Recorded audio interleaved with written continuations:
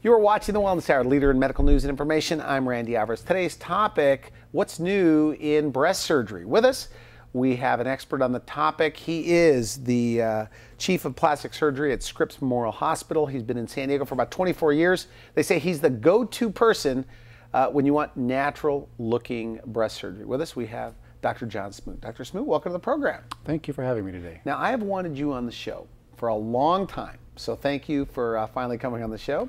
Now, for people that don't know you, tell us a little bit about your practice. What are the different procedures you do? What's your focus in the practice? Well, I'm a board-certified plastic surgeon here in San Diego. I've been here 24 years, like you mentioned. I do all types of plastic surgery. I'm just not limited to one type. We do brow lifts, we do eye lifts, do eye surgery, we do facelifts, liposuction, breast surgery on females and males when they have excess tissue. We do a lot of tummy tucks, liposuction. And that is the bulk of what we do in our practice.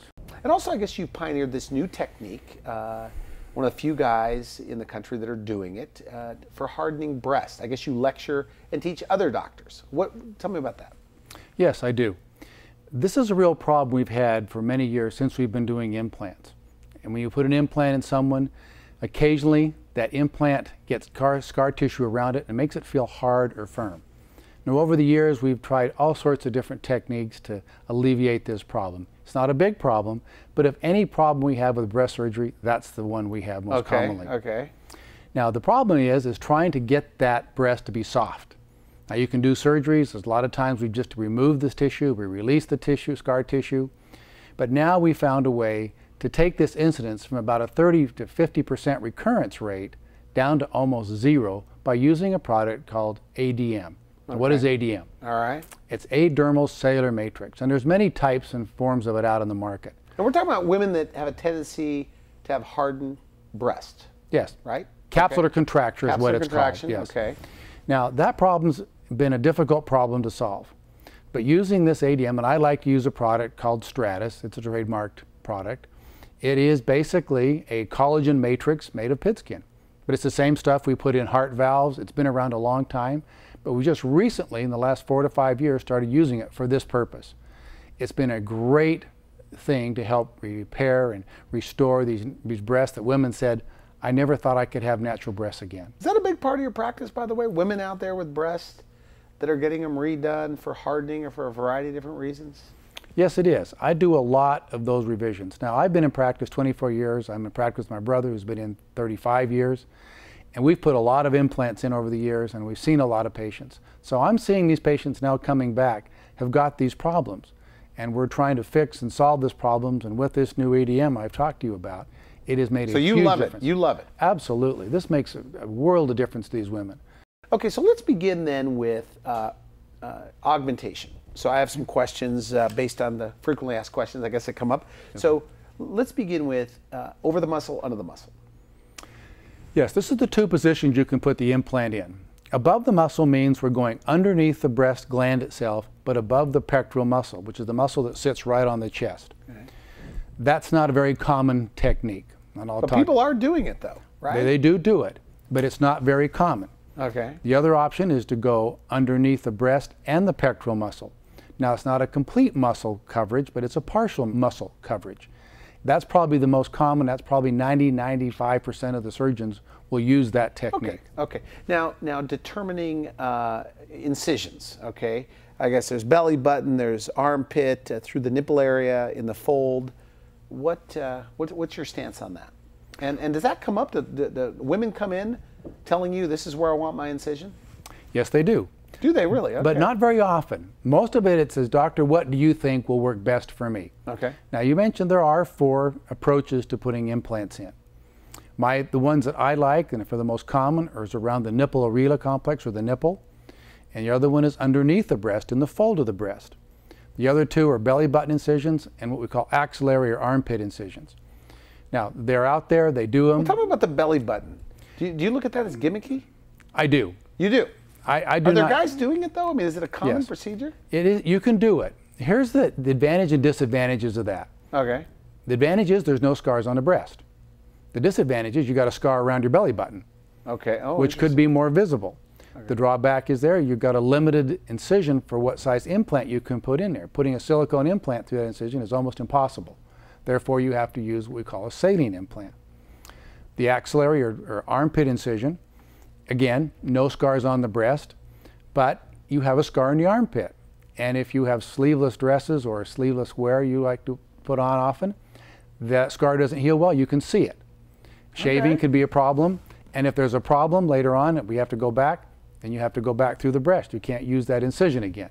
Interesting, interesting. Okay, so the nipple area and then the fold. Okay, so couldn't somebody argue that, you know, that the problem with going through the nipple area is now you're touching the most beautiful part of the breast?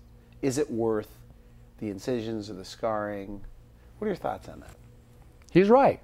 That is the most beautiful part of the breast. But we have to make an incision somewhere. Okay. So where are we going to put that incision to hide it the best? I use the analogy of if you put a black mark on a wall next to two tones of paint, you don't see the contrast. You put it in the lighter area of the paint, it stands out. Therefore, putting it underneath the breast, if it doesn't have a lot of sag, you're going to see that scar more readily. All right. Now, like a leaner patient. That's correct. Okay. Now the nipple rela, it's two different types of tissue. You put it in the transition zone there, and they can heal very well and look very good and still maintain that beauty and shape that the woman wants. Okay. And I guess there's, you know, saline and gel filled. Which do you prefer? Well, I prefer the silicone, but I can use either one. It's up to the patient to decide what they like. The softest, most natural feeling breast is obviously a silicone implant. Both will look good. The difference is how they feel. And that's usually what is the deciding factor. I mean, one, you know, I've had on my show where a doctor, brought a gel-filled or silicone. Feels like flesh. Feels like flesh. And the other one is more of like a water balloon. That's correct. It I is. mean, logically to me, it seems like the fleshy, you know, silicone would be much better. Way to go. And it is. It is. And I'd say 98% of what I put in is silicone at this point. Okay, so the fear now of anything like that's behind you guys. Yes, Is that right? the studies have all shown there's no correlation between safety and immune disorders, connective tissue diseases, which they thought in the 90s, which gave the big scare about silicone. All that is past us. There is no correlation. There's no epidemiological studies that show there's a relationship to that. Okay. Do you think you have a knack for it, by the way? Creating natural-looking breasts? Do you? Well, it took me a long time to do it, but I think I'm very good at that. Really? Particularly understanding what women want and in the way they want to present themselves. That's the important thing when you start doing breast implant surgery. Anybody can go to a woman and put an implant in their body. Okay. But the hard part is deciding how to make it turn out good every time. Interesting, interesting. Do you think that the public thinks that everybody's doing it the same way? Because frankly, I will tell you, it seems like a straightforward procedure. There's a lot of judgment that goes into this. This is not a straightforward round peg in a round hole type So the public approach. does think that? Do you think women think that, though? Yes, they just think you just put implants in and you end up with these marvelous results. Okay. It takes time, it takes talent. Mostly what it takes is experience, recognizing when to do something and when not to do something. Everyone can pick out the women whose breasts are too big. All right. But in my work and what I tell women, my biggest compliment is when someone wants to know, are those real or not? Then you've done it right. How important is it to women's self-esteem based on what they tell you? Well, you know, Randy, that's where I get my biggest sense of satisfaction. For women that I've put this in and done this, and they've come back and said, thank you so much. You've really changed my life.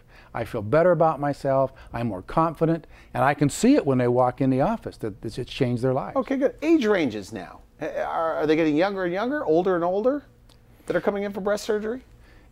Not really. We still see about that 18-year-old up to the 60-year-old. 60-year-olds, really? I've had a few come in their late 50s that said, you know, I've waited all my life to do this. I don't know why I've waited, but I'm tired of not looking good anymore. Are there women, by the way, that swore they vowed they would never do something like that, and maybe because of a divorce or dating again or whatever, that now they're doing it? Absolutely. Now, there are women that said when their younger years they looked pretty good.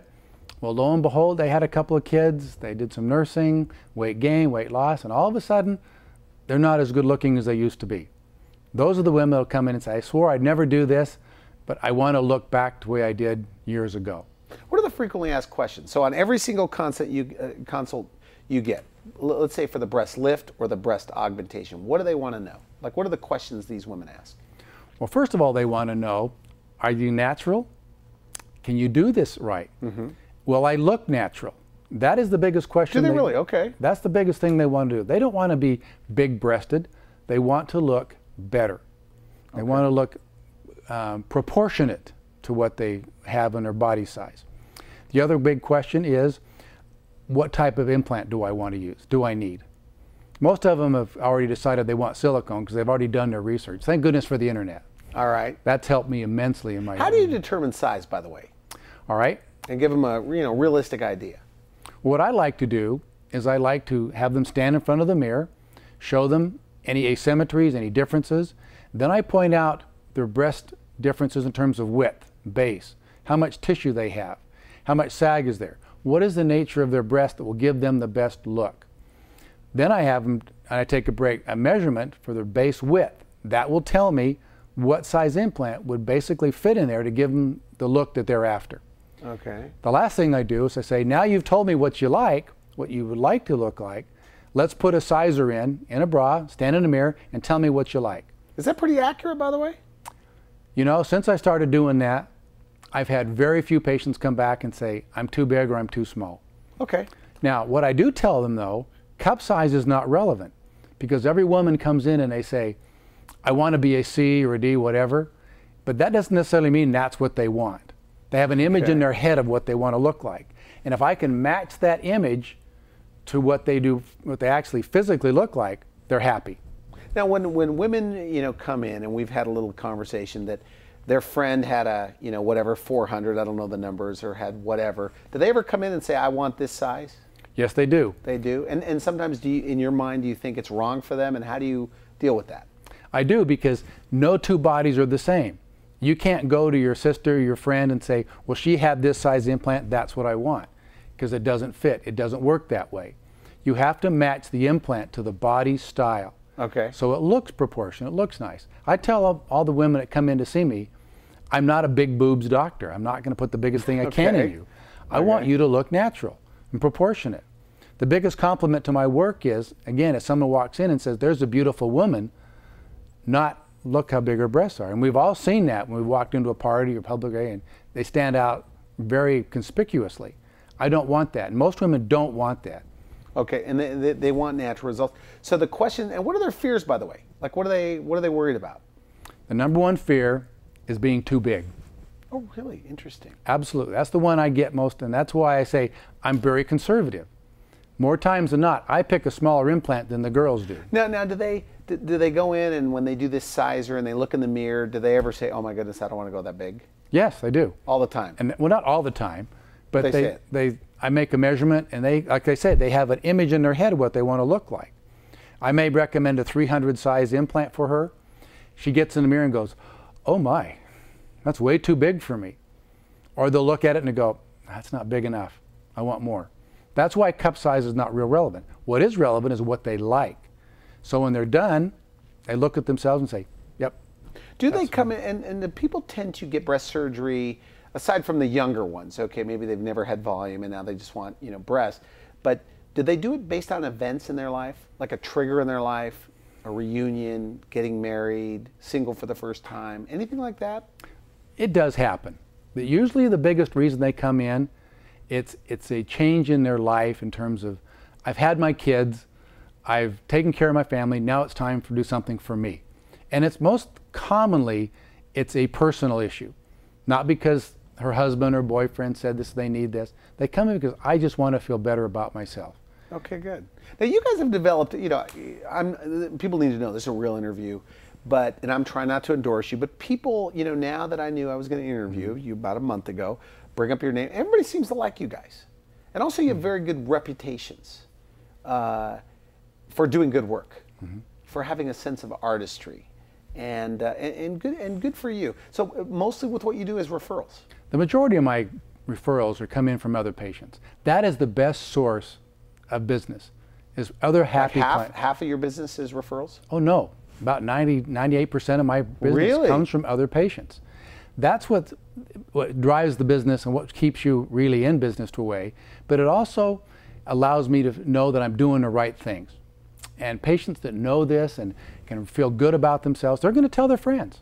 They're going to tell their sisters. They're going to tell family members and other people this is the guy you got to go see. And that's how we build our reputation. That's how we build our business. Good. So you're the natural breast guy. Well, I like to think so. Do people bring in their partners, their spouses in on these consults? Yes, they do. Do you encourage it? I encourage it because it's a team decision.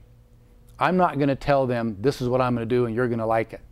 I want them and their spouse or significant other, whoever they are, to understand the whole process. Okay. So when we go through this, we end up with a good result, and if it's not going to be perfect, they understand the limitations of what I can do as well. Okay, let's talk about the woman. Okay, so now that was the augmentation. After pregnancy, they have saggy breasts. I guess more technically demanding for you. So what do you call it? A breast lift? And let's talk about that. Some of the challenges and some of the results, and what are their fears? I guess their biggest fear is what? Scarring. You're right. Their biggest fear is scars. But as a woman ages and has children, what usually happens, the breast descends, or we call it sags, and it loses volume. We call it atrophy. Most women want their volume back and they want their shape back. Okay. But to do that, you have to put a scar on the breast. It involves more incisions on the breast. The scars are really not significant. They want to look good in a bathing suit, in a t-shirt, around the house. Some don't even want to wear bras anymore.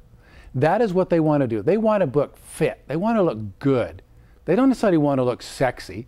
They want to look good and proportionate. So if you ask any woman, they'll tell you when they look in the mirror, they want to see themselves looking good and fit. Are there women that confide in you on the consult that their breasts have really held them back? Or they find themselves very insecure with their partner or whatever? Yes.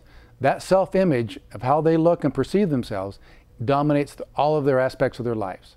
With friends, with their intimate relationships, with other people, their jobs. If they can feel better about themselves, they're going to be better in every part or aspect of their life. Okay, good, good. You know, I told you in our green room over there, I said I have a personal friend. She asked me about a consult. She's consumed with scarring. And she tells me she absolutely hates her breast. And I sent her to a consult, and that's all she's worried about. So what do you say to other patients, women out there, that's the one thing holding them back? They'd love to do it, but they just have fears of that. And they don't like their breast. Well, that's a good point. There are going to be more scars, but the way they feel and look will be so much better than the scars that it's well worth that price to pay to look that way. And there's technique, by the way, to that too.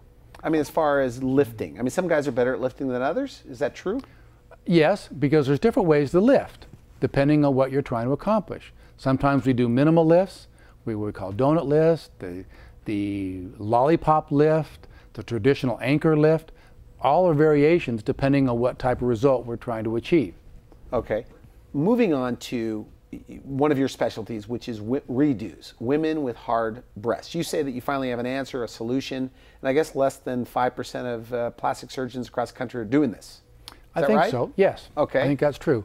Now, in years past, when we had this problem, it was we fix it once.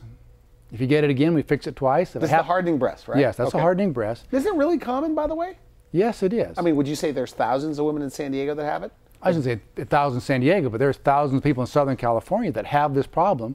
But the problem is their doctors don't feel comfortable doing this, and nor do they know where to go to get treatment or help for this. So in the past, what did you tell them? In the past, we just told them we either take the implants out or we fix it and just live with hard breasts.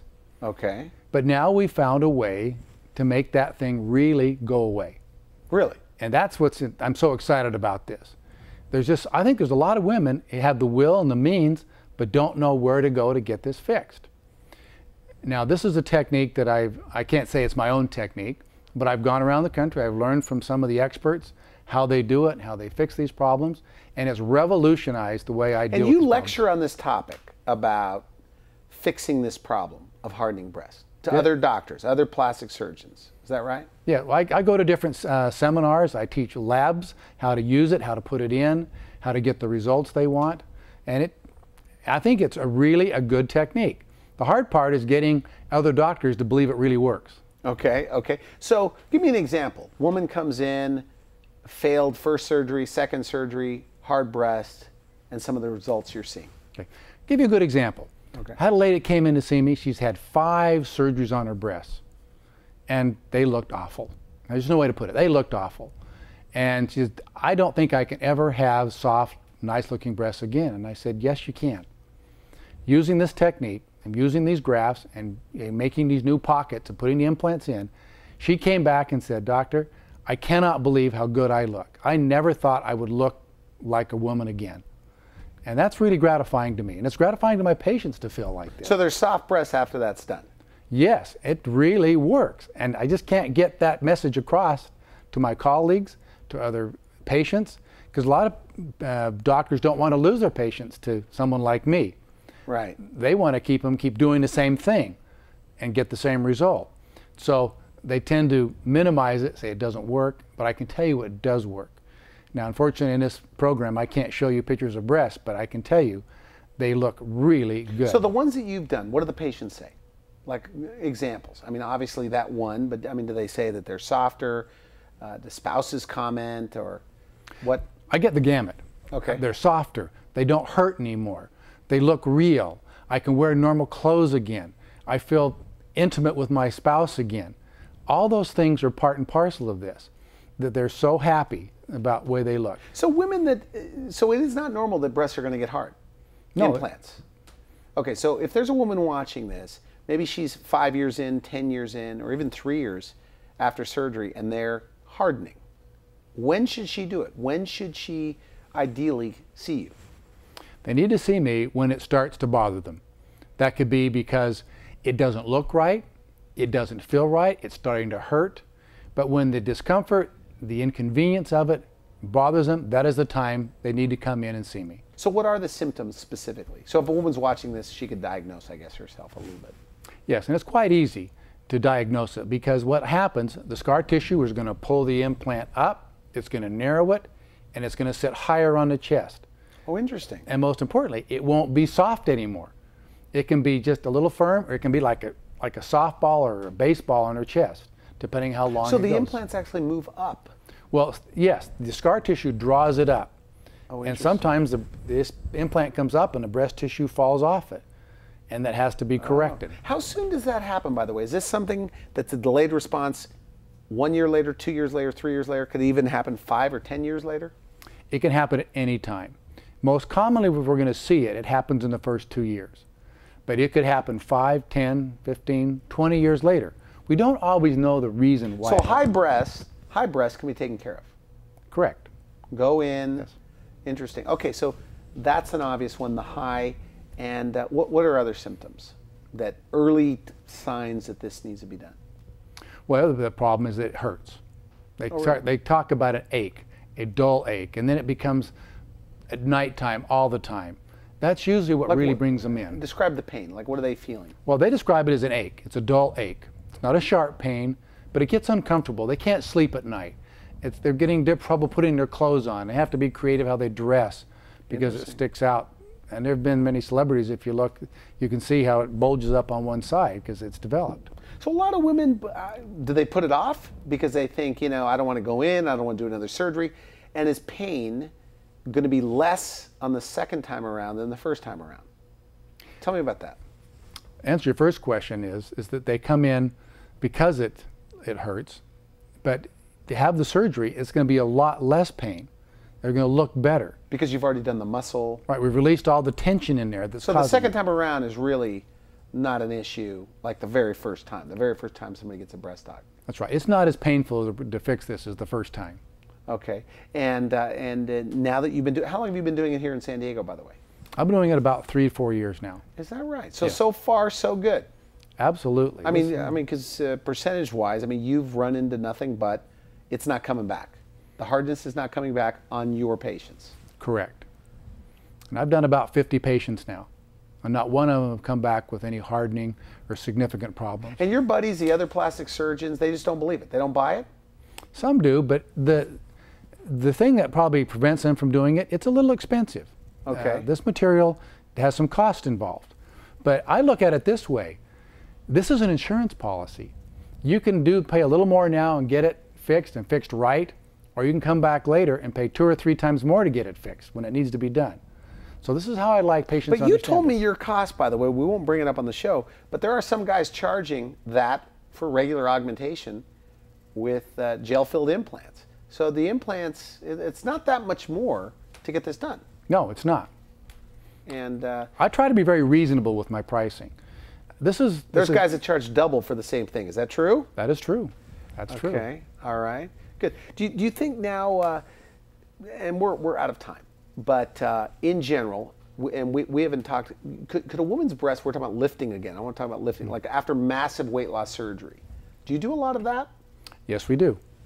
That's just a lift with an augmentation, reshaping, re-giving the breast its natural form. These kind of patients are difficult because their tissue really isn't very good. But if you do it right and you spend the time to lift and put things together, you can make a big difference in these, I mean a big difference in these women's lives. Would you stack your results against just about anybody? No, I wouldn't. Because I know you don't want to brag about yourself, but would you? I mean, do you think you're at the top of the game? Absolutely, I am. I've learned how to do this. And it took me 24 years to learn to get to this place. And I'm good at it. And I don't like to pat myself on the back. But the reality is, I do know how to do this. I know how to do it well. And that's probably the most important thing. If anything I was going to tell these women today, okay, get someone who knows what they're doing. Experience says a lot more than knowledge. So consults are free. They could go in, they meet with you, and you give them a treatment plan, let them know. And downtime. We haven't really talked about downtime, and we're out of time, but how soon could people go back to work for a basic augmentation? A week. Okay. Do people go back earlier? They can. Some do. Some take a little longer depending on what they do and the type of work that they do. But I basically tell all my patients at 2 weeks, you can do anything you want. There's no restrictions. I want to thank you for coming on the show. Thank you, Randy. And thanks for finally coming in after all this time we've tried to get you on the show. And we'll have you back. And you have before and afters on your website. Is that right? Yes, I do. They could see it there. All right. You've been watching The Wellness Hour, leader in medical news and information. I'm Randy Alvarez. If you'd like to see this interview again online, you could go to our website and put in Dr. Smoot, and you'll find him there. You could also, if you'd like to comment about this, the procedures you heard on today's show, you can follow us on Twitter and put in hashtag The Wellness Hour. For now, I wish you good health. Thanks for watching The Wellness Hour, the leader in medical news with your host, Randy Alvarez, the authority on health issues.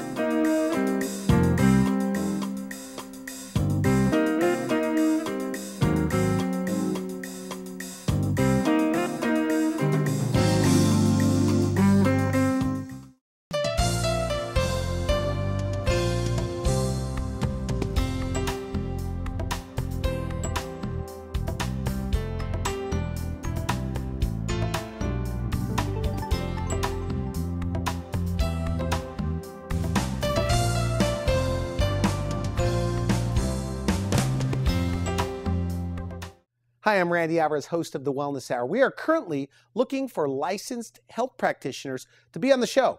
So if you have something to say, a great message, a new breakthrough, you have to let us know about it. Visit wellnesshour.com, click on how to become a guest, or just email me directly at randy@wellnesshour.com. If you know a doctor that you think would be great on the program, send them my way. We'll see you here.